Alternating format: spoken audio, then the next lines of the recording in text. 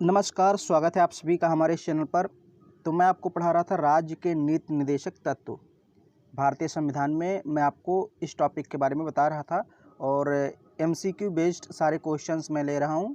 तो पहला सेट मैंने करा दिया, उसमें टोटल 20 क्वेश्चन थे, 20 प्रश्न थे, उसको मैंने करा दिया है। सेट 1 आप देख लीजिए। आज हम लोग सेट 2 करेंगे। तो पहला क्वेश्चन है आज का, भारतीय संविधान में राज्य के नीति निर्देशक सिद्धांत कहिए या तत्व कहिए, तत्व को या सिद्धांत को किस मुख्य कारण से शामिल किया गया है। जो हमारे भारतीय संविधान में नीति निर्देशक तत्व शामिल किए गए हैं उनको क्यों शामिल किया गया है, आपको इसका उत्तर बताना है। तो ऑप्शन यहाँ पर है, ऑप्शन ए कल्याणकारी राज्य की स्थापना के लिए, ऑप्शन बी धर्मनिरपेक्ष राज्य की स्थापना के लिए, ऑप्शन सी राज्य के स्वेच्छाकारी आचरण को रोकने के लिए, ऑप्शन डी जो है सरकार को विकास में आवश्यक अवसर प्रदान करने के लिए। तो देखिए इसमें जो सबसे एक्यूरेट आंसर है वो है ऑप्शन ए, कल्याणकारी राज्य की स्थापना करने के लिए हमारे संविधान में नीति निर्देशक तत्वों को शामिल किया गया है। तो ऑप्शन ए सही हो जाएगा। फिर देखिए दूसरा क्वेश्चन उसी से संबंधित है, मूलभूत संविधान में कौन से भाग में राज्य लोक कल्याण की संकल्पना करता है। अभी मैंने आपको क्या बताया, देखिए उसी से संबंधित है। यहाँ भी लोक कल्याण की बात की जा रही थी और लोक कल्याण किसके संदर्भ में, नीति निर्देशक सिद्धांतों के संदर्भ में। उसी का उल्टा यहाँ पर पूछ लिया है। बस देखिए यहाँ पूछा है कि लोक कल्याण, राज्य लोक कल्याण की संकल्पना की गई है, तो ये किस में शामिल है, भारतीय संविधान के किस टॉपिक या किस चैप्टर में आता है। प्रस्तावना में आता है या दूसरी अनुसूची में आता है या संविधान की तीसरी अनुसूची में या राज्य के नीति निर्देशक तत्व में। तो अभी मैंने आपको बताया कि ये जो राज्य लोक कल्याण है वो नीति निर्देशक तत्व के संदर्भ में आता है। तो इसका आंसर तो आप समझ गए होंगे, ऑप्शन डी हो जाएगा। फिर यहाँ देखिए, संविधान का कौन सा अंश या कौन सा चैप्टर या कौन सा टॉपिक कह सकते हैं भारत के नागरिकों को आर्थिक न्याय प्रदान करने का संकेत करता है। देखिए प्रदान करता है ये नहीं लिखा है, मतलब प्रयास करता है कि सभी लोग आर्थिक रूप से समान हो जाएं, अमीरी गरीबी अपने लेवल पर आ जाए। ऐसा ना हो कि बहुत ज़्यादा अमीर हो जाएं लोग और कोई बहुत ज़्यादा गरीब हो जाए। तो आर्थिक न्याय प्रदान करने का संकेत कौन सा तत्व करता है, नीति निर्देशक तत्व, मौलिक अधिकार, प्रस्तावना, उपरोक्त सभी। तो देखिए इसमें ऑप्शन ए सही होगा, क्योंकि जब आर्थिक क्रियाओं की बात होती है तो सबसे पहले राज्य के नीति निर्देशक तत्व आते हैं। मौलिक अधिकारों में कहीं भी आर्थिक समानता की बात नहीं की गई है, प्रस्तावना में की गई है, लेकिन यहाँ पर पूछ रहा है कि संविधान का कौन सा अंश। तो प्रस्तावना को कभी कभी संविधान का अंग हम नहीं मानते, हालांकि कई विद्वानों का इस पर मतभेद है। लेकिन आप ये जानिए कि आर्थिक न्याय की बात करें तो तुरंत आपको राज्य के नीति निर्देशक तत्व टिक कर देना है। फिर देखिए निम्नलिखित में से कौन सा राज्य नीति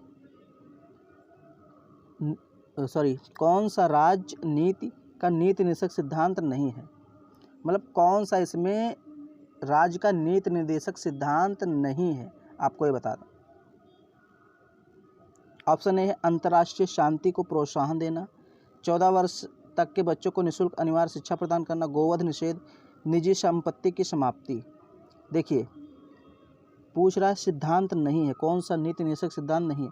तो अंतर्राष्ट्रीय शांति को प्रोत्साहन देना ये तो है, ये तो नीति निर्देशक सिद्धांत है, अनुच्छेद 51।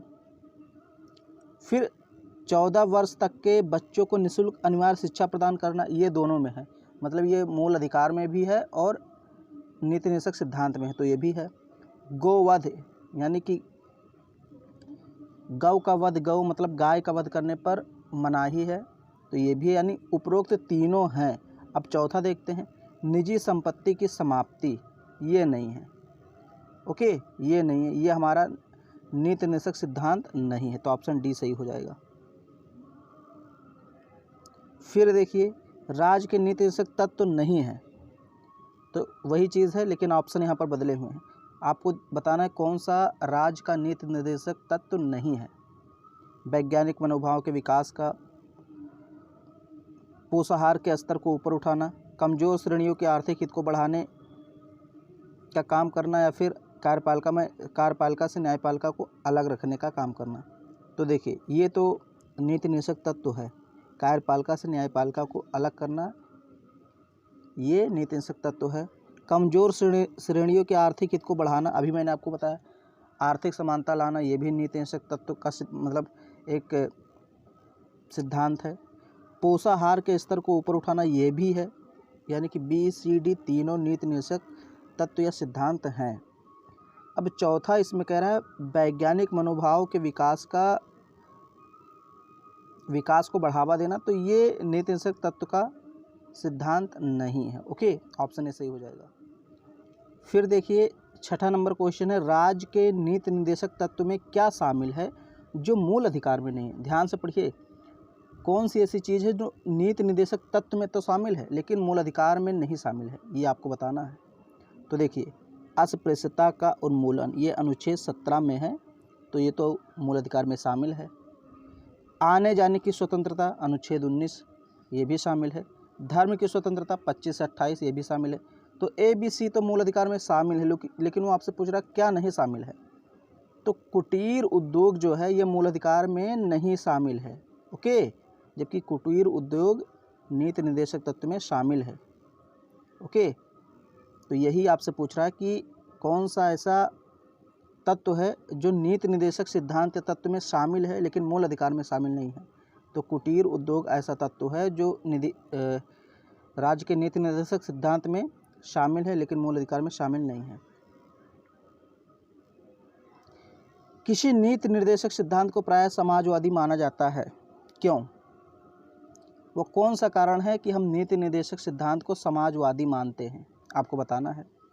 पहला, ग्राम पंचायतों की स्थापना। दूसरा है गोवध पर प्रतिबंध। तीसरा, अंतर्राष्ट्रीय शांति एवं सुरक्षा को प्रोत्साहन देना। आय की असमानताओं को कम से कम करना। देखिए, सबसे समाजवादी हम इसलिए इसको मानते हैं क्योंकि इसमें ग्राम पंचायतों की स्थापना की बात की गई है। ओके, तो ये सही हो जाएगा आपका ऑप्शन ए। फिर है, निम्नलिखित निर्देशक सिद्धांतों में से वह सिद्धांत कौन सा है जिसे गांधीवादी सिद्धांत कहा जाता है। मतलब इन चारों में से आपको बताना है कि गांधीवादी सिद्धांत कौन सा है। श्रमिकों और बच्चों का संरक्षण। ऑप्शन बी है स्वशासन के प्रभावी एकलों के रूप में ग्राम पंचायत का संगठन। ऑप्शन सी है पुरुषों व महिलाओं के लिए समान कार्य। फिर है कार्यपालिका से न्यायपालिका को पृथक करना, ऑप्शन डी। तो बेसिकली जो गांधी जी से संबंधित वो है ग्राम पंचायतों का संगठन, स्वशासन, मतलब इन्होंने त्रिस्तरीय शासन व्यवस्था को प्रभावी माना। एक तो केंद्र, दूसरा राज्य और तीसरा स्वस्थानीय प्रशासनों, मतलब ग्राम पंचायतों का गठन किया जाए। तो ये गांधी जी की ही देन थी कि हमारे संविधान में ग्राम पंचायतों को शामिल किया गया। बाद में शामिल किया गया लेकिन शामिल किया गया, तो ये गांधी जी की देन है। इसको गांधीवादी सिद्धांत कहते हैं। फिर यहाँ अगला क्वेश्चन है, नीति निर्देशक तत्व का महत्व किसके लिए है? नागरिकों के लिए, राज्य के लिए, समाज के लिए, संघ के लिए। तो नाम ही है उसका राज्य के नीति निर्देशक तत्व, तो राज्य के लिए ही होगा। ओके, ऑप्शन बी सही हो जाएगा।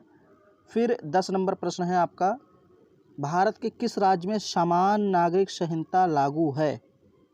मेघालय, केरल, हरियाणा, गोवा। यह क्वेश्चन आपसे पूछ सकता है, इंपॉर्टेंट क्वेश्चन है। तो बेसिकली गोवा एकमात्र भारत का ऐसा राज्य है जहां पर समान नागरिक संहिता लागू है। 11 नंबर प्रश्न है, मैं कलर इसका चेंज करता हूं। राज्य के नीति निर्देशक सिद्धांतों के अनुसार, ध्यान से पढ़िए, राज्य के नीति निर्देशक सिद्धांतों के अनुसार किस आयु तक के बच्चों को निःशुल्क एवं अनिवार्य शिक्षा देने की आशा की जाती है? तो मैंने अभी आपको जस्ट 2-3 मिनट पहले ही बताया था। ऑप्शन ए 14 वर्ष, ऑप्शन बी 15 वर्ष, ऑप्शन सी 16 वर्ष, ऑप्शन डी 18 वर्ष। तो 14 वर्ष से कम या 14 वर्ष तक के जो बच्चे हैं उनको निःशुल्क शिक्षा उपलब्ध कराने का काम गवर्नमेंट करेगी, और ये मूल अधिकार में भी शामिल है, नीति निर्देशक सिद्धांत में भी शामिल है। ओके, तो 14 वर्ष हो जाएगा। फिर देखिए 12 नंबर का प्रश्न है, राज्य के नीति निर्देशक सिद्धांत किस प्रकार मौलिक अधिकारों से भिन्न है। ओके, आपको बताना है कि वो कौन सा चीज़ है जो इनको अलग कर देता है, यानी राज्य के नीति निर्देशक सिद्धांत और मूल अधिकार दोनों अलग अलग क्यों हैं, आपको कारण बताना है। तो सबसे पहला यहाँ पूर्वोक्त केंद्र सरकार के लिए है एवं उपरोक्त राज्यों के लिए है। ये थोड़ा सा यहाँ टाइपिंग मिस्टेक है।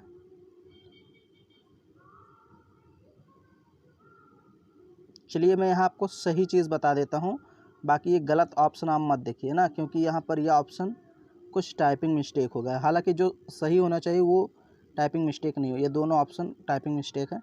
सी सही हो गया, जान लीजिए। राज्य के नीति निर्देशक सिद्धांत जो है परिवर्तनीय नहीं है, जबकि मूल अधिकार परिवर्तनीय है, तो ये ऑप्शन सही है, सी सही है। बाकी ये दोनों गलत हैं वैसे भी, और टाइपिंग में भी मिस्टेक है। ओके, तो मैंने कहा टाइपिंग मिस्टेक हो सकती है। तो राज्य के नीति निर्देशक सिद्धांत जो है ये परिवर्तनीय नहीं है। ओके, मतलब इनका हनन होने पर हम राज्य के खिलाफ न्यायालय में नहीं जा सकते हैं, लेकिन अगर हमारे मूल अधिकारों का हनन हुआ तो हम राज्य के खिलाफ न्यायालय में जा सकते हैं। तो इसलिए कहा जाता है मूल अधिकार परिवर्तनीय हैं, लागू कराए जा सकते हैं, लेकिन नीति निर्देशक तत्व परिवर्तनीय नहीं है, और यही इस चीज़ को अलग कर देते हैं। सबसे बड़ा डिफरेंस यही है। फिर है भारतीय संविधान के कौन से संशोधन अधिनियम द्वारा टकराव की दशा में राज्य के नीति निर्देशक तत्वों को मूल अधिकारों पर वरीयता प्रदान की गई है। बहुत अच्छा क्वेश्चन है और बहुत ही इम्पोर्टेंट है।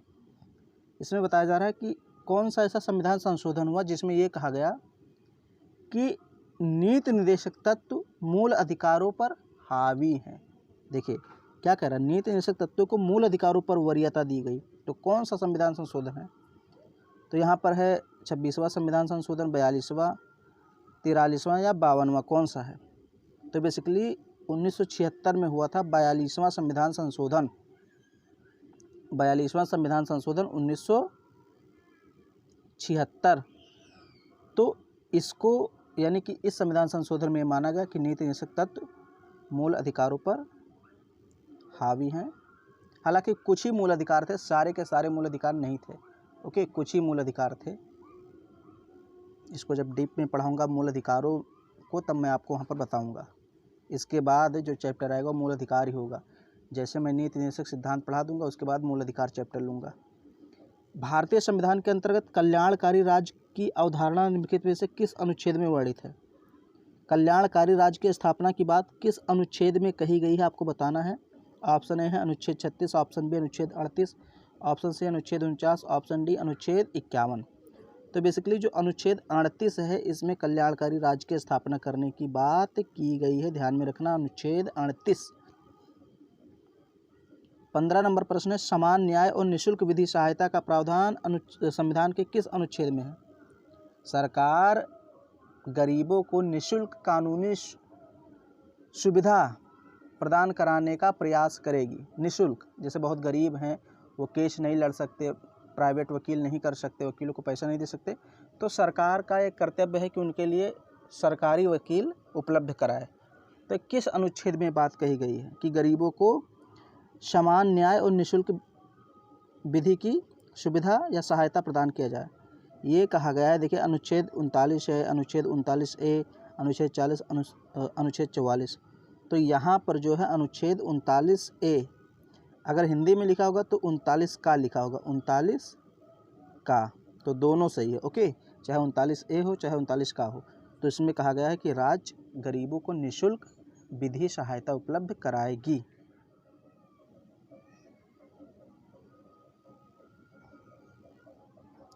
फिर यहाँ पर है देखिए 16 नंबर प्रश्न, भारतीय संविधान के निम्नलिखित अनुच्छेदों में से कौन सा अनुच्छेद राज्य सरकारों को ग्राम पंचायतों को संगठित करने का निर्देश देता है। सीधे सीधे ये बात समझ लीजिए कि ग्राम पंचायतों के संगठन को किस अनुच्छेद के अंतर्गत रखा गया है। अनुच्छेद 32, अनुच्छेद 40, अनुच्छेद 48, अनुच्छेद 51। तो अनुच्छेद 40 जो है इसमें ग्राम पंचायत के संगठन की बात की गई है। ऑप्शन बी सही हो जाएगा। अगला क्वेश्चन है, भारतीय नागरिकों के लिए एक समान सिविल संहिता प्राप्त करने की बात कहाँ कही गई है? किस अनुच्छेद में? अनुच्छेद 40, अनुच्छेद 44, अनुच्छेद 45, अनुच्छेद 48 का। तो देखिए, एक समान नागरिक संहिता या एक समान सिविल संहिता जो है, इसकी बात की गई है अनुच्छेद 44 में। और अभी एकमात्र राज्य ऐसा है जहाँ पर समान सिविल संहिता लागू है, एक समान सिविल संहिता लागू है। तो मैंने अभी आपको बताया कि गोवा एकमात्र ऐसा राज्य है। तो अनुच्छेद 44 में इसकी बात की गई है।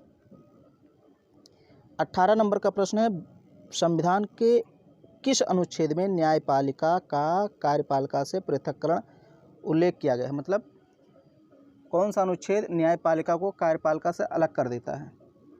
अनुच्छेद 45, अनुच्छेद 46, अनुच्छेद 58, अनुच्छेद 50। तो इसमें जो ऑप्शन होगा अनुच्छेद 50, ऑप्शन डी आपका सही होगा। 19 नंबर प्रश्न है, राज्य के नीति निर्देशक सिद्धांतों में किस अनुच्छेद का संबंध अंतर्राष्ट्रीय शांति और सुरक्षा का संवर्धन से, सुरक्षा के संवर्धन से है? तो राज्य के नीति निर्देशक सिद्धांत में एक अनुच्छेद है जिसमें अंतर्राष्ट्रीय शांति और सुरक्षा की बात कही गई। तो कौन सा अनुच्छेद है? ऑप्शन ए है अनुच्छेद 48, अनुच्छेद 51, अनुच्छेद 52, अनुच्छेद 54। तो वीडियो अगर आपने सीरियसली देखा होगा अभी तक जितना मैंने पढ़ाया, तो इसी वीडियो में मैंने बताया था कि जो अंतर्राष्ट्रीय शांति और सुरक्षा है इसकी बात अनुच्छेद 51 में की गई है।